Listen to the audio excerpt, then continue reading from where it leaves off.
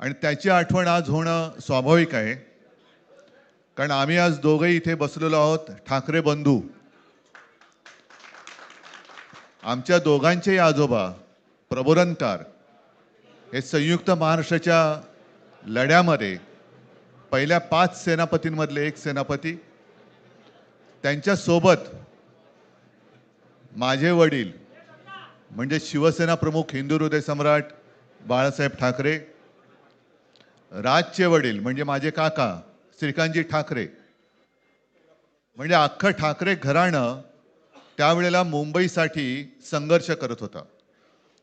त्याच्यानंतरचा इतिहास मी काही आता तुम्हाला सांगत बसत नाही, पण मुंबई महाराष्ट्राने मिळवल्यानंतर मुंबईमध्येच मराठी माणसाच्या उरावरती उपरे नाचायला लागले आणि त्यावेळेला न्याय हक्कासाठी शिवसेना प्रमुखांना शिवसेनेला जन्म द्यावा लागला.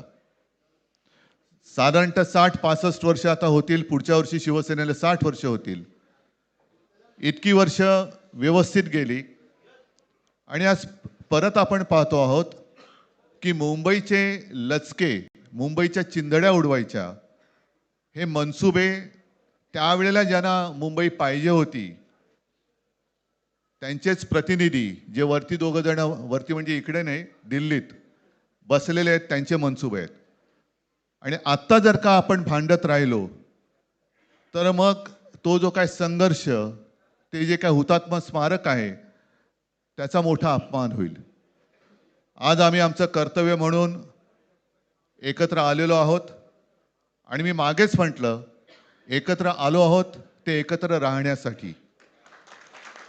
यापुढे मुंबईवरती आणि महाराष्ट्रावरती कोणी वाकड्या नजरेने किंवा त्यांच्या कपटी कारस्थानाने महाराष्ट्राला मुंबईपासून किंवा मुंबईला महाराष्ट्रापासून, मराठी माणसापासून तोडण्याचा प्रयत्न करेल, त्याचा राजकारणात खात्मा केल्याशिवाय राहणार नाही. शपथ घेऊन आम्ही मैदानात उतरलेलो आहोत.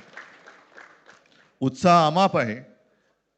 मी तुमच्या सर्वांच्या माध्यमातून, मला कल्पना आहे की आज केवळ महाराष्ट्रच नाही तर अख्खा देश बघतोय.